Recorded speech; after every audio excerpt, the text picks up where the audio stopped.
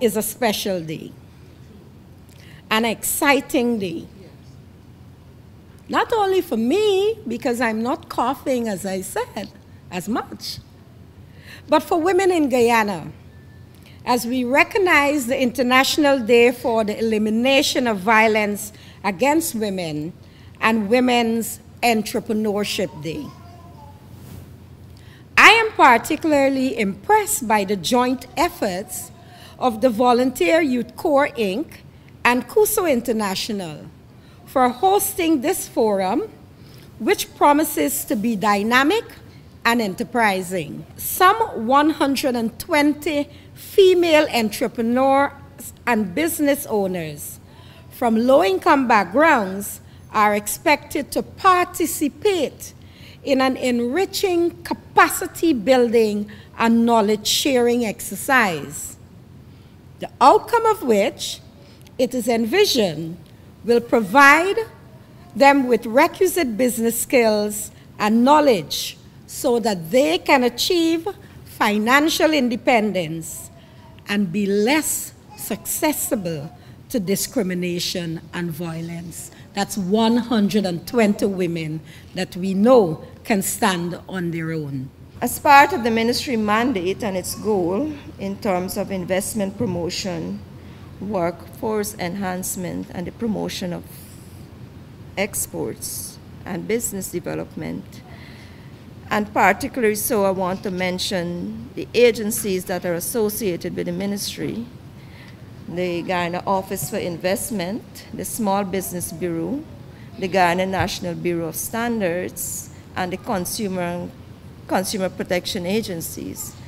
These are all agencies that will become relevant to you, or should be relevant to you, as you seek to develop your business or an initiative to better yourselves, better your lives, your family, and earn a little more income.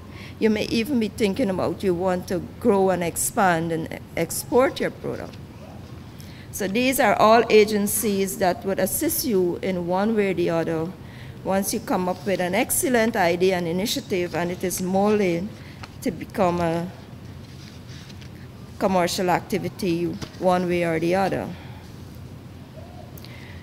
What we've recognized recently that women involvement in business are more in this small business category. And because you are small, and you now want to start a project or an initiative, it becomes difficult for you. So the Small Business Bureau under the Ministry of Business, we have been gearing that agency up to assist you in terms of project development, your initiatives for business. The Small Business Bureau has been offering services in terms of training in entrepreneurial skills and encouraging innovative ideas for business development.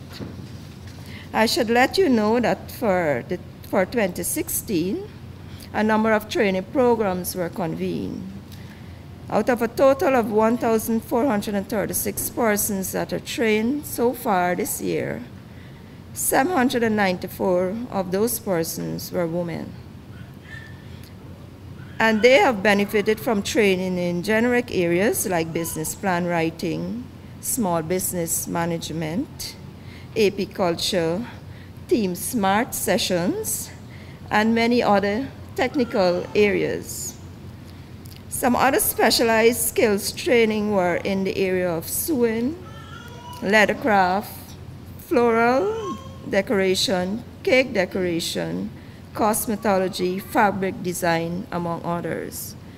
I know these are not all that representatives we have in the room. We have some very unique categories that probably are emerging. There are persons that are also engaged in the services sector or would like to be engaged in the services sector and promote your trade as well. So as time evolves, I'm sure the Small Business Bureau will be gearing up to support all sectors, all categories in one way or the other. And I must also let you know that these activities were not only in Georgetown, they were convened in regions 1, 2, 3, 5, 6, 9, and 10. So it's a cross-country activity. We may not be able to do it to the same extent as we're doing it in Region 4 in the Georgetown area. But we hope that as the ministry becomes financially capable to do so, and with the support of all the other volunteer agency and donor agency, we might be able to offer more in terms of your development. In terms of financial support, a total of 163 women receive access to finance support. The Bureau has issued 34 loans and 129 grants, and these cover the same areas as I mentioned before. So there is an opportunity for youth to access some kind of funding and support through the Small Business Bureau. Over the past 20 years, gender-based violence has been a serious issue. It's been an issue for a very long time, more than 20 years. But it's a growing problem in Guyana. Although reliable national statistics are not readily available as we would want to see, Guyanese women continue to be subjected to a widespread violence that prevent them from enjoying other constitutional ensured rights. The CWA research or report continues or concluded that violence against women is widespread in Guyana. And they did a report on sampling about 360 women in Georgetown, and they found from over about 60% of the women that they targeted were in relationship. Of that, they found that it was about 27.7% of those women were reported having been abused, while over 26% of these women have experienced some formal verbal abuse through that relationship or the relationship that they had, and 12.7% of them have experienced sexual violence. Approximately half of the survey of women, half of that sample of 360 have said that it's likely that it was as a result of the partner jealousy that resulted in abuse or hot temper of the partner. In other cases, we found that there's nearly 4 out of every 5 respondents perceive violence in the family to be a very common thing in Guyana, and that is very, very sad. So it's about 76.8% of that sample size felt that violence was a very common occurrence in the household. There is nothing as individuals that we can excuse that. That is unacceptable. And so how can we change the mindset of our women to know that this should not be a common occurrence? It's not accepted. We say no to it. We say no to it. We say no to it. And so this is one of the reasons why we're having this forum today. As the theme states, empowering women to be less susceptible to violence and discrimination through entrepreneurship. And we believe by empowering women through a number of means, whether it is they're going to establish a business, start a business, run a business, or whether it is they're going to ensure that their economic condition in their household is better, ensuring that they have employment, ensuring that they're able to take care of their families and so on. Former Secretary General of the United Nations, Kofi Annan, who said, violence against women is perhaps the most shameful of human rights violation, and it is perhaps the most pervasive. It is known to have no boundaries of geography, culture, or wealth.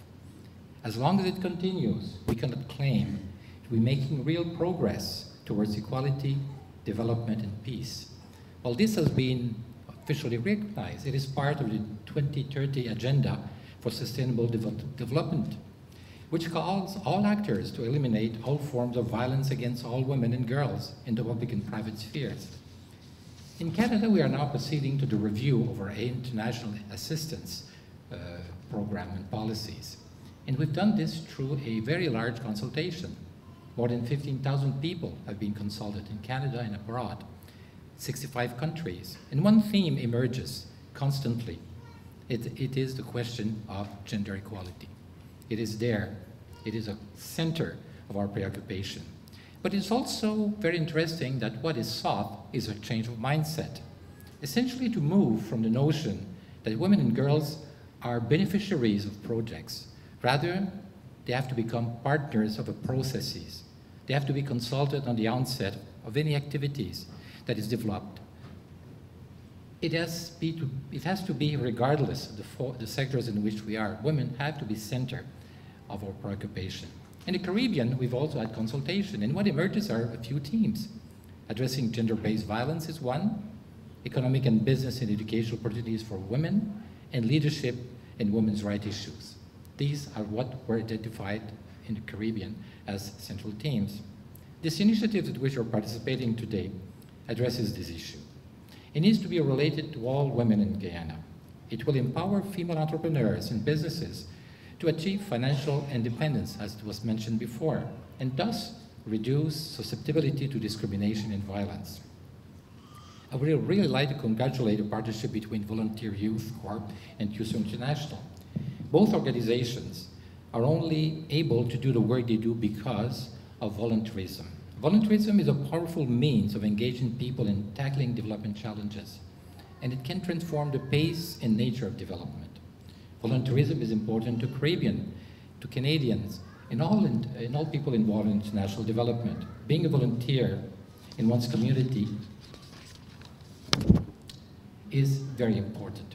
It's a tool to forge bonds between your community, but also in this case, bonds between Canadians and the local communities. CUSO International is a leader in the volunteer sector and one of the Global Affairs Canada, and Global Affairs is the merger of the former CEDA and Foreign Affairs. So it deals with all international issues of Canada, thus the name Global Affairs. So they have been one of our long-standing partners. They provide valuable opportunities for Canadians to partner with developing countries. CUSO International, which received funding from our department, has currently 6 active volunteers in Guyana. And under this program, we've learned that they've actually supporting several initiatives, and I'll name a few. They will include in social and economic empowerment of female entrepreneurs and teenage mothers, advocating for women's rights, network and skills training for women from rural and indigenous communities, with several different NGOs of Guyana. Youth Challenge Guyana, Women Across Differences, Women Agro-Processors Development Network, and Volunteer Youth.